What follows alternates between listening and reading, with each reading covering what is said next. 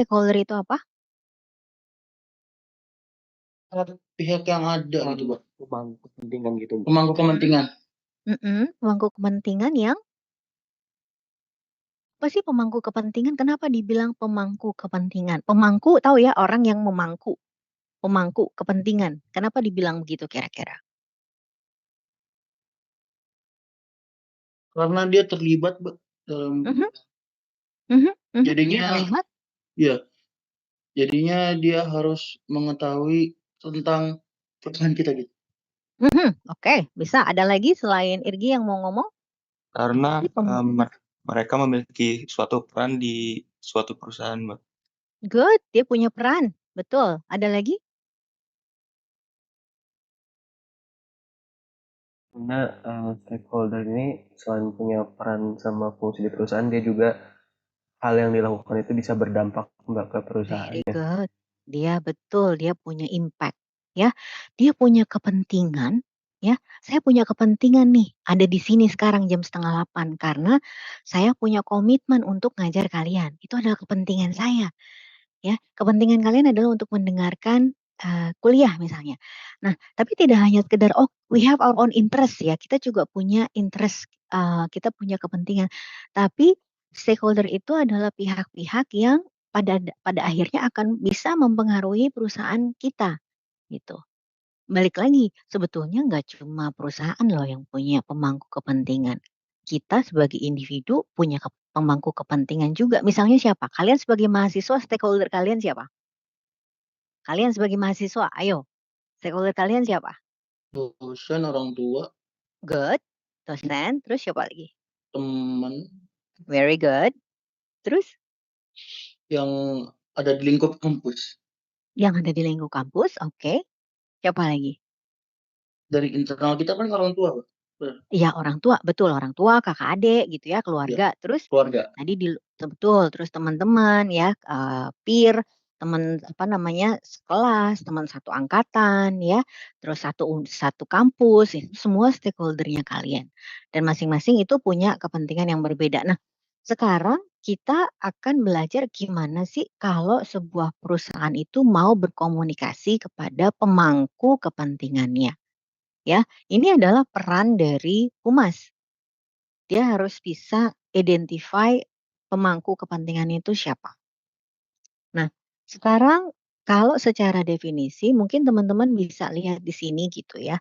Jadi pemangku kepentingan itu sebetulnya adalah kelompok manapun ya, kelompok manapun atau individu apapun seperti yang tadi sudah disampaikan oleh Noval yang bisa mempengaruhi atau dipengaruhi ya. Jadi nggak cuma mempengaruhi, tetapi dipengaruhi oleh pencapaian dari suatu perusahaan ya.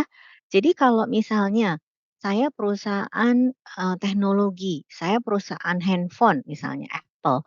Maka stakeholder-nya Apple itu adalah kelompok ataupun individu mana yang bisa memberi, apa ya, yang bisa mempengaruhi atau bisa dipengaruhi oleh pencapaiannya si Apple itu sebagai sebuah perusahaan handphone, ya.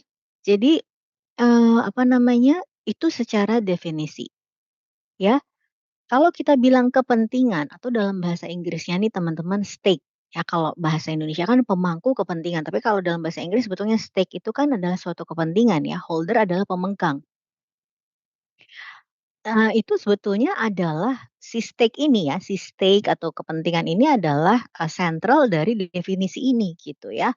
Jadi sebetulnya adalah kepentingan, mmm, apa namanya ya, yang bisa, apa namanya, tersebar gitu ya dari sekedar apa namanya, dari kepentingan yang sederhana gitu ya, sampai misalnya sampai kepentingan yang sangat ekstrim ya.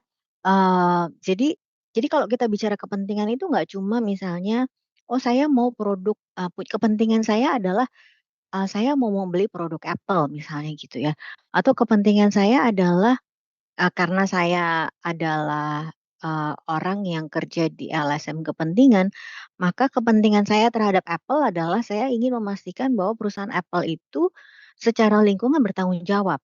Nah, terus kalau misalnya saya pemerintah, maka saya akan bilang bahwa kepentingan saya buat perusahaan Apple adalah memastikan si Apple ini bayar pajak, misalnya gitu. Atau misalnya dia tidak melanggar peraturan, ya. Terus kalau misalnya, saya dari kacamata customer, saya adalah customer, saya adalah pemakainya Apple, saya ingin memastikan produknya Apple itu, kepentingan saya adalah saya bisa mendapatkan produk yang berkualitas, produk yang keren gitu ya, yang teknologinya canggih, tapi misalnya juga mudah digunakan gitu ya. Jadi setiap kepentingan tuh beda-beda. Jadi mulai dari hal yang terkecil, sampai yang betul-betul pada akhirnya bisa berdampak secara legal gitu ya. Terus misalnya kalau saya adalah karyawan Apple, kepentingan saya adalah saya harus mendapatkan gaji dari Apple, gitu. Jadi kalau kita bicara kepentingan teman-teman, itu nggak cuma, sekedar satu kepentingan yang sama, tapi macam-macam bentuknya, ya. Mungkin buat pemerintah di Cina dengan pemerintah Amerika, mereka kepentingannya terhadap Apple tuh beda, iya nggak? Kalau Apple apa, pemerintah di Amerika mungkin dia kepentingannya beda, oh karena misalnya Apple membayar pajak gitu ya. Kepada pemerintah di Amerika. Tapi kalau misalnya perusahaan China, kepentingan dia adalah memastikan bahwa misalnya bisnis-bisnis, yang mendukung produksinya Apple misalnya, itu dijalankan secara fair misalnya, ya. Jadi ada pemasukan. Jadi even kalau sesama government pun pasti kepentingannya beda-beda, ya. Mmm, ada beberapa jenis stakeholder gitu ya. Jadi dia yang punya kepentingan yang pertama adalah yang sebelah kiri ini teman-teman. Dari sisi yang namanya equity stake. Jadi, stakeholder di mana mereka punya direct ownership of the organization. Ya, misalnya dia adalah pemegang saham, dia adalah direkturnya, dia adalah, ya pemilik, minority dari owner-nya misalnya gitu. Jadi, kenapa dia punya kepentingan, ya karena dia punya ownership, ya dia punya, kepemilikan terhadap organisasi tersebut. Terus kalau tadi kita bilang, misalnya tadi contoh saya untuk perusahaan Apple gitu ya, karena dia punya kepentingan dari sisi ekonomi ataupun market gitu ya. Jadi dia mungkin bukan orang yang memiliki Apple, perusahaan Apple gitu ya, tapi dia punya kepentingan ekonomi di situ. Misalnya tadi employee saya bilang, dia punya kepentingan saya harus dibayar. Ya, saya harus dapat gaji, saya harus dapat bonus, saya harus dapat benefit yang layak misalnya. Terus customer saya, ingin memastikan bahwa harga yang mahal dari sebuah iPhone itu sesuai dengan kualitas produknya misalnya. Terus kemudian kayak misalnya supplier-nya tadi saya bilang, supplier-nya Apple kan kebanyakan dari China for example, atau misalnya kompetitornya nih kita were talking about, Samsung. Kita were talking about any kind of, any other brand gitu ya dari perusahaan handphone. Itu semua mereka punya kepentingan dari sisi uang, ekonomi, pasar ya, ujung-ujungnya financial. Tapi kemudian ada juga yang namanya, kepentingan yang sifatnya influencer gitu ya. Mereka mungkin nggak punya perusahaannya. Ya, mereka mungkin nggak punya kepentingan ekonomi, tapi mereka punya interest yang berbeda tadi saya bilang. Misalnya kayak mereka consumer advocate, misalnya mereka environment group, misalnya mereka organisasi perdagangan, pemerintah, gitu ya. Jadi kalau misalnya kita bagi-bagi, itu ada 3 macam stakeholder. Sampai sini ada yang mau nanya nggak?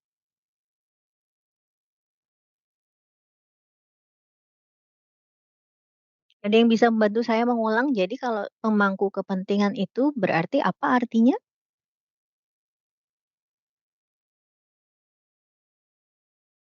Secara nggak langsung itu, orang-orang yang berkaitan dan juga berdampak terhadap, eee, korporat tersebut, baik dia berkontribusi ataupun dia terdampak. Mhm, very good. Thank you Adinda. Oke, sorry sebetulnya saya nanya, kalian udah belajar stakeholder sebelumnya di mata kuliah lain? Di dasar-dasar humas mungkin? Cuman kayak di-mention doang sih, Mbak, ada Hmm, stakeholder, nggak secara rinci. oke. Jadi sekarang saya berharap di kelas ini kalian punya pemahaman baru ya, mengenai kalau ngomong stakeholder itu apaan sih gitu, ya.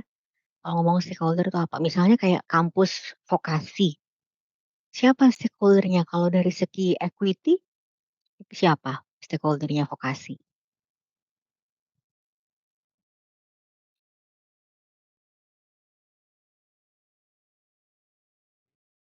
Kalian tahu nggak, kalau kita bicara organisasi namanya Vokasi UI, siapa yang punya equity stake di situ?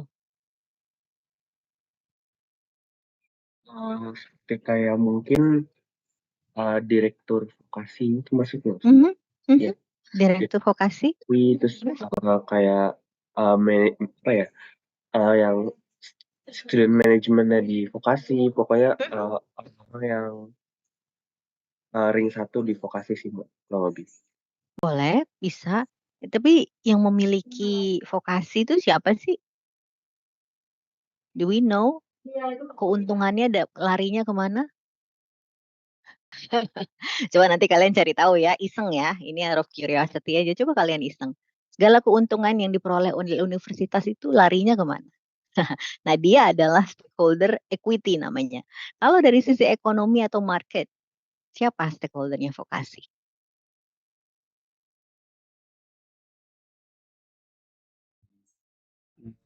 Staff-staff yang bekerja Mbak, tenaga Very good. kependidikan, Very good. terus juga kalau mungkin di sini customer mahasiswa Very yang good. kuliah di situ, Good. dosen-dosen, Yes. kayak gitu Mbak. Terus siapa lagi coba? Kalau dari sisi kompetitor, siapa kompetitornya Vokasi?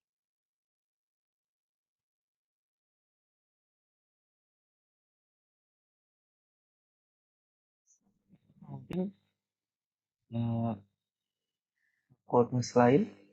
Fakultas lain boleh, universitas lain gitu ya. Kalau fakultas lain kan masih sama UI ya. Oh iya, Universitas lain universitas yang lain. menawarkan program yang sama dengan Vokasi. Let's say kalian Vokasi itu kan D3 kehumasan. Nah, coba bayangkan betapa banyaknya universitas lain yang menawarkan program tersebut. Nah, itu adalah stakeholdernya Vokasi. Kalau dari sisi influencer, siapa Vokasi stakeholdernya?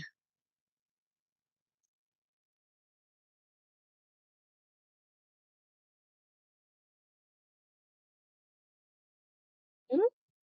Ada yang tahu? Radit Ayo. Dika mungkin Mbak sebagai Very dosen. good, Dikti. Kementerian ya, Pendidikan. Terus? Kementerian Keuangan iya nggak?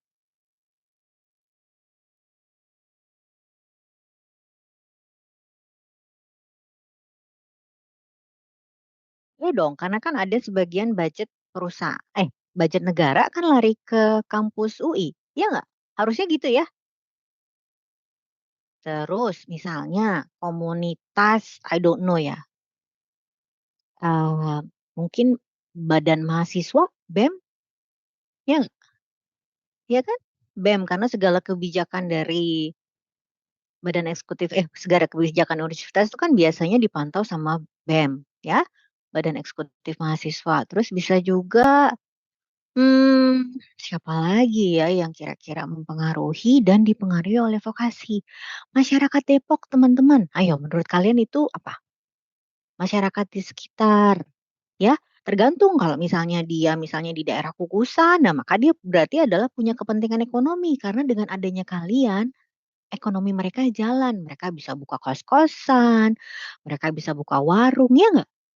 Nah, tapi kalau misalnya nih masyarakat secara umum, ya mereka punya kepentingan juga gitu karena vokasi itu adalah institusi pendidikan, mungkin mereka pengen tahu apakah future-nya mereka mau menyekolahkan anak-anak mereka di sini, gitu. Ngerti ya? Jadi dari vokasi UI aja tuh sebenarnya kita bisa mikirin, oh vokasi itu stakeholder-nya banyak ya, gitu. Nggak cuma mahasiswa, nggak cuma dosen, nggak cuma staff. Ya, tapi juga tadi misalnya pemiliknya siapa ya, mungkin kalian tuh kalau kepo kalian harus tahu tuh siapa sih sebenarnya pemiliknya vokasi. Oke, sampai sini ada pertanyaan? Belum? Oke, kita move on dulu ya.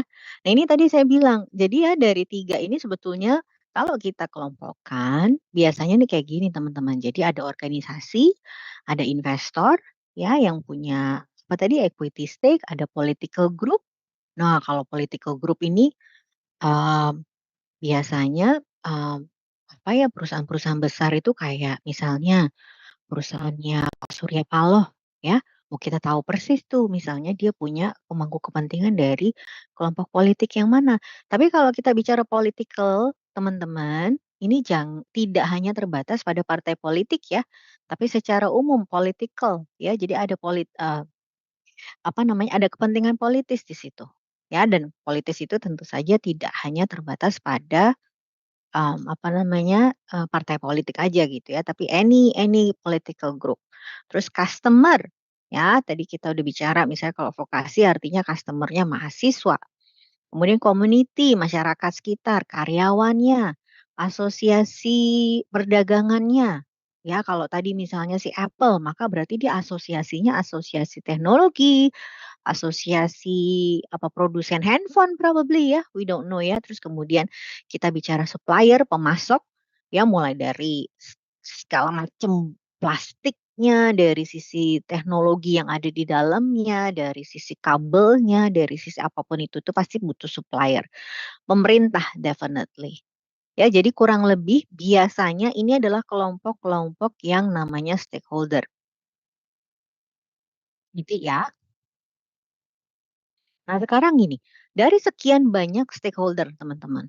Sebetulnya kalau kamu ngebayangin kamu adalah humas yang punya kepentingan untuk membangun komunikasi dengan stakeholder, gitu ya.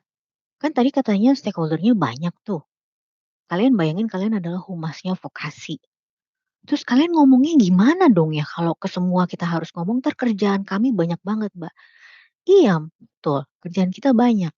Oleh karena itu kita harus bisa memprioritaskan, mana nih yang paling penting kita ajak ngomong, ya.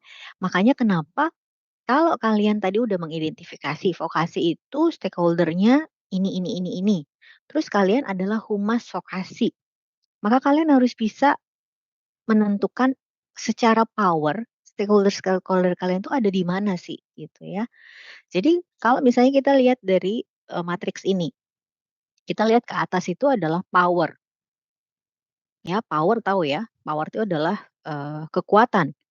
Kekuatan untuk mempengaruhi organisasi, gitu ya. Terus kemudian kita lihat interest-nya dari stakeholder itu seberapa besar. Ini yang ke bawah itu adalah interest-nya. Jadi seberapa apa namanya ya, kayak misalnya antara masyarakat Bojonggede di mana gitu ya, dengan masyarakat di sekitar Kukusan, mana yang paling punya interest lebih besar? Pastinya kan masyarakat di sekitar Kukusan kan, karena paling dekat ya. Jadi, eee kita lihat bahwa kalau kalian humas dan kalian punya tanggung jawab untuk melakukan stakeholder communication, maka kalian di kepala kalian udah harus bisa memetakan ini, gitu ya. Jadi misalnya gini teman-teman, makin ke kanan makin gede kan ya, makin ke atas makin gede. Misalnya, dia nggak punya power untuk bisa mempengaruhi, gitu ya. Dan dia juga kepentingannya kecil kok terhadap uh, terhadap perusahaan kita.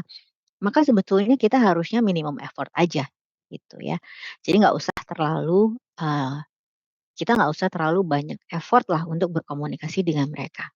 Terus misalnya, kita tahu bahwa stakeholder A itu misalnya dia punya kepentingan besar terhadap perusahaan kita, tetapi sebetulnya dia nggak punya power untuk bisa mempengaruhi, kita, gitu ya. Jadi kalau dalam hal ini maka artinya kalian sebagai humas hanya perlu menginformasikan kepada mereka. Ya, jadi mereka bisa tetap committed to organisasi kita, mereka bisa tetap spreading, positive word of mouth gitu ya, mengenai, "Oh vokasi itu, apa namanya, kampus yang bagus kok," misalnya gitu. Jadi kita tetap harus menginformasikan kepada mereka, oh program-program kita, misalnya, apa namanya, sudah terakreditasi misalnya gitu ya, itu kita tetap harus menginformasikan kepada mereka. Nah, tapi misalnya kita tahu mereka punya power yang besar nih, ya, tapi sebetulnya interest mereka nggak terlalu besar gitu ya. Nah, kita harus bisa membuat mereka tetap puas gitu. Ya, jadi kita tetap harus maintain relationship-nya. Kenapa? Karena kalau mereka kecewa, mereka punya kekuatan untuk bisa mempengaruhi organisasi kita, gitu. Ya. Jadi makanya kenapa kita harus memastikan bahwa, stakeholder yang ada di sini ini mereka tetap bisa puas.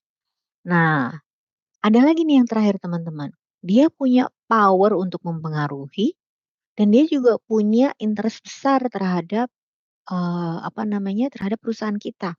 Di sini kalau kita bicara vokasi berarti pastinya dosen, ya nggak? Kalau sampai dosennya demo kan mereka nggak mau ngajar, ya nggak? Nah itu kan betul-betul berarti dia punya power yang lumayan besar.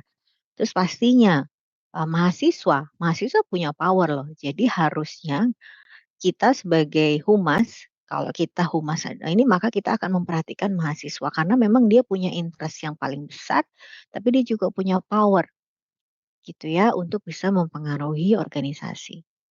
Nah, terus misalnya, gimana dengan rektorat misalnya? Rektorat punya power, iya dong, ya kan? Apapun yang menjadi kebijakan advokasi kan misalnya diatur rektorat. Itu hanya contoh ya teman-teman ya. Jadi fokus your effort itu pada stakeholder-stakeholder yang memang, penting untuk kita kelola. Jadi yang di atas-atas ini teman-teman. Tapi tidak berarti bahwa kita mengabaikan yang di bawah, ya belum tentu gitu ya. Karena balik lagi, kalau kita bicara stakeholder management, itu sesuatu hal yang dibangun secara berkelanjutan terus-menerus gitu ya dan kita nggak bisa, kita nggak bisa mengabaikan. Ya butuh beberapa tahun lah untuk bisa, mengelola komunikasi ini. Dan kadang-kadang kalau tiba-tiba ada isu, udah deh rusak semuanya. Ini juga sama, kenapa kita melakukan komunikasi gitu ya, kenapa kita perlu berkomunikasi. Jadi ada yang mulai misalnya dari pingin bangun awareness, ya saya ingin bangun awareness itu lebih gampang gitu ya. Jadi misalnya, oh cukup kayak bikin aja newsletter, bikin aja laporan, bikin aja, memo misalnya, oh bahwa si akan, mengeluarkan kebijakan baru bla bla bla bla gitu ya, itu kan pingin membangun awareness. Tapi kalau mau lebih lanjut lagi, kita mau supaya stakeholder kita ini paham. Jadi nggak cukup cuma pakai newsletter misalnya. Kayak misalnya ada kebijakan baru di vokasi UI terkait dengan peningkatan biaya UKT misalnya gitu ya, biaya kuliah. Jadi nggak cukup tuh pakai announcement, "Oh kita sekarang akan bayar, akan naikkan biaya kuliah 3 kali." Misalnya ya, dari 5 juta menjadi 10 juta misalnya ya, misalnya. Nah itu nggak cukup kita hanya, minta mereka aware aja gitu, tapi kita harus minta supaya supaya komunikasi kita itu membuat stakeholder kita paham kenapa perubahan itu terjadi. Ya, ada pemahaman. Nah, itu nggak bisa dengan surat doang nggak bisa. Jadi harus ada pertemuan, harus ada forum, harus ada diskusi. Ya, karena di situ misalnya humasnya vokasi akan menjelaskan, ini loh kenapa kami harus menaikkan biaya kuliah misalnya. Ya enggak. Nah, terus kalau misalnya mau lebih tinggi lagi gimana, Mbak? Ya kita harus bikin sesuatu yang membuat mereka terlibat. Nah, ini kalau mungkin ya. Kalau untuk kasusnya kenaikan biaya kuliah mungkin nggak sampai involvement gitu ya, karena paling banter itu sampai ke understanding. Tapi bisa juga kok misalnya isunya adalah peningkatan biaya, kita mau supaya misalnya nih ya, alumni terlibat, ya nggak? Alumni terlibat misalnya, membantu pembiayaan di kuliah gitu ya. Jadi komunikasinya akan beda lagi, kita akan membangun dialognya dengan cara yang berbeda dan itu sekali lagi, nggak bisa hanya sekedar dengan melalui surat. Ya, harus ada percakapan, harus ada konsultasi gitu ya. Dan terakhir ini yang sebenarnya paling tinggi dari stakeholder communications adalah bagaimana pada akhirnya stakeholder itu committed terhadap apa yang kita lakukan, ya. Jadi, kalau misalnya ada masalah bisa sama-sama diatasi, kita bisa bermitra. Mungkin kalian baru-baru ini pernah dengar ya kan anak saya kuliah di ITB jadi saya tahu juga. Kan tahun lalu atau tahun ini ya, itu kan sempat viral ya. Bagaimana ada pinjaman online gitu ya dari, ITB justru malah encourage orang untuk mengambil pinjaman online gitu ya untuk membayar kuliah, itu kan rame ya di sosial media ya. Nah sebetulnya kalau dari kacamata stakeholder communications, proses-proses ini yang harusnya bisa dilakukan oleh humasnya ITB. Jadi nggak hanya sekedar membangun awareness sebetulnya apa sih yang mereka kan gitu ya. Terus mungkin mereka harusnya bisa membangun understanding dengan ngasih tahu nih fasilitas-fasilitas, di ITB itu udah kayak apa sih sekarang ini gitu ya, biayanya gimana gitu kan, udah harus ada transparansi di situ. Mungkin mereka bisa ngelibatin ya tadi saya bilang alumni, terus mereka bisa ngelibatin perusahaan misalnya kan untuk yang bagaimana pembiayaan gitu ya. Jadi akhirnya semuanya committed tuh, bisa ada kemitraan, bagaimana bisa memecahkan masalah, bagaimana sih kok kenapa mahasiswa pada nggak ada yang pada nggak bisa bayar, what is the problem gitu, ngerti ya? Jadi itu tuh sangat-sangat penting sih stakeholder communications ini. Saya minum dulu maaf, sampai sini ada pertanyaan?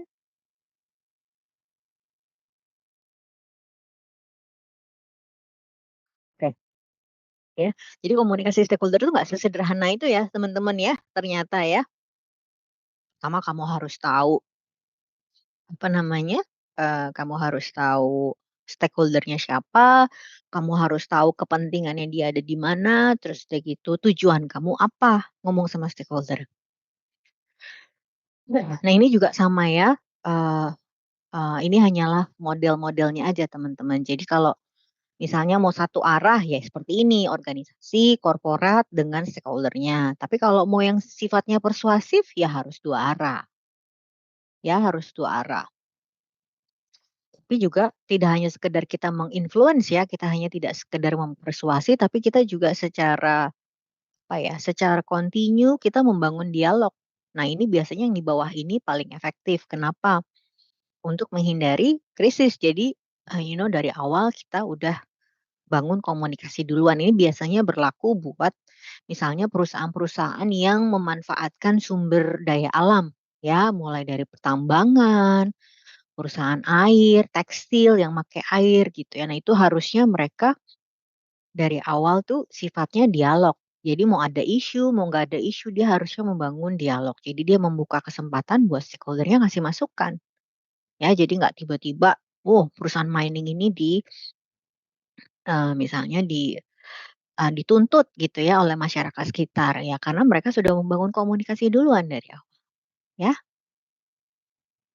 Ini dulu kalau misalnya kita bicara, perusahaan-perusahaan yang mengambil pendekatan lama gitu ya, biasanya kalau stakeholder itu ya sudahlah ya, dikelola aja ya, diatur aja. Jadi misalnya kalau employee ya urusannya HR, ya masyarakat urusannya departemen yang ngurusin CSR gitu. Terus kalau pemerintah ya urusannya misalnya orang finance atau orang government relations gitu ya.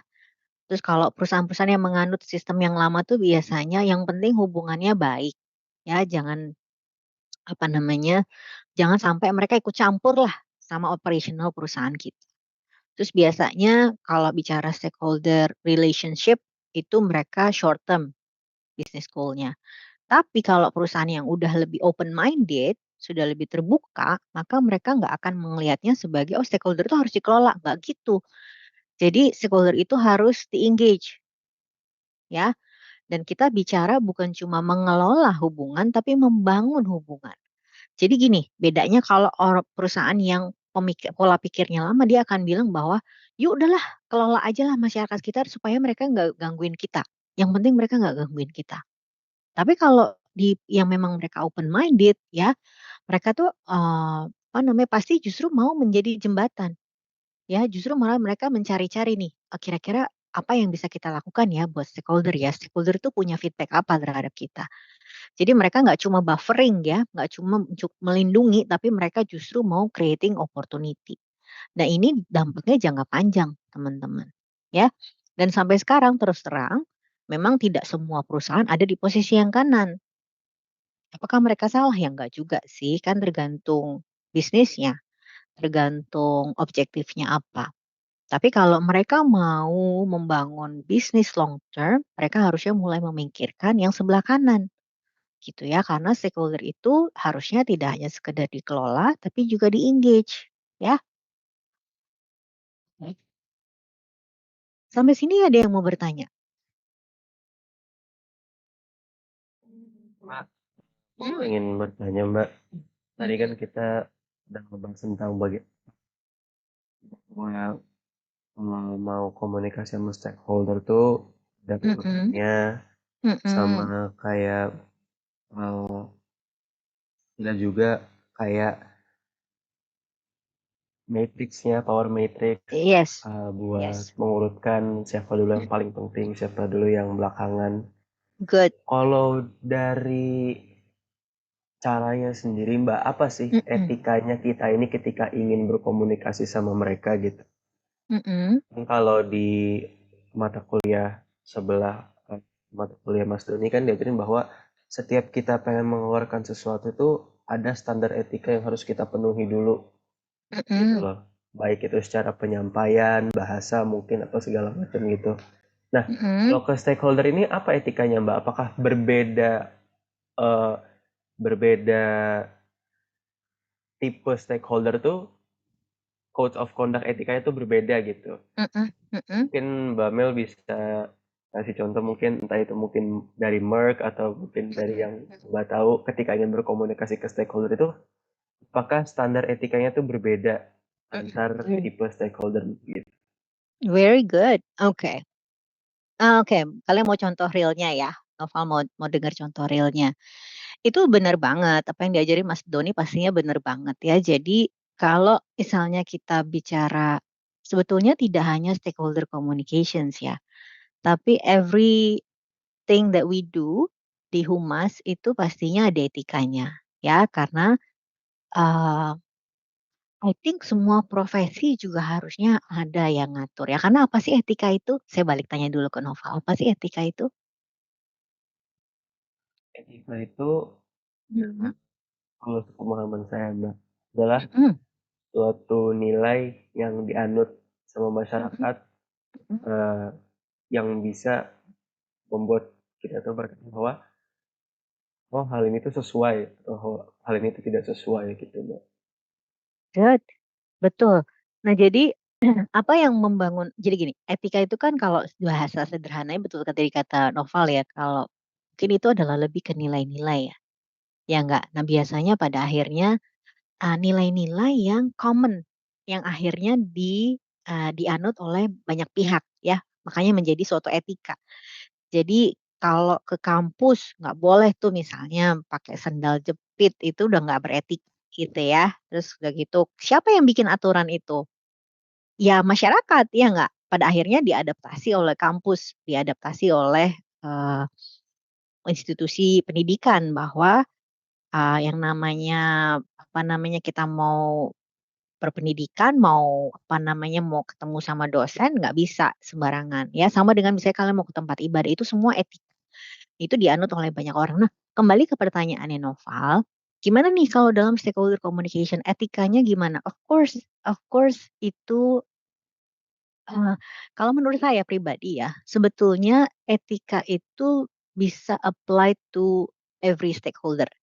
Karena namanya etika itu kita kalau di perusahaan itu punya code of conduct. Code of conduct itu clearly mengatur kita sebagai perusahaan, ya. Jadi misalnya code of conduct-nya kami di Merck, kita akan, apa namanya, kita akan clearly stated misalnya kita akan menghargai, karyawan, terus kemudian kita akan mematuhi peraturan, kita akan, kita, menentang corruption ya, kita tidak akan menyuap.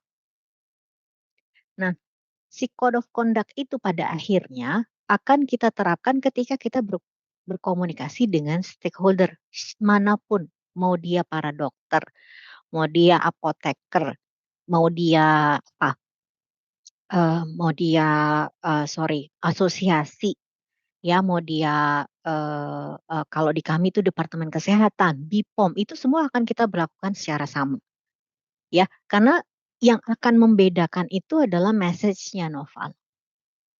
Pesannya akan beda, tapi etikanya harus sama, gitu ya. Karena kalau sebagai perusahaan biasanya kita diatur oleh namanya code of conduct, how we are going to behave, gimana kita akan berperilaku, ya. Jadi kalau misalnya kita bilang bahwa buat Merck gitu ya, siapa sih pemangku kepentingan yang paling minimal effort ya? Probably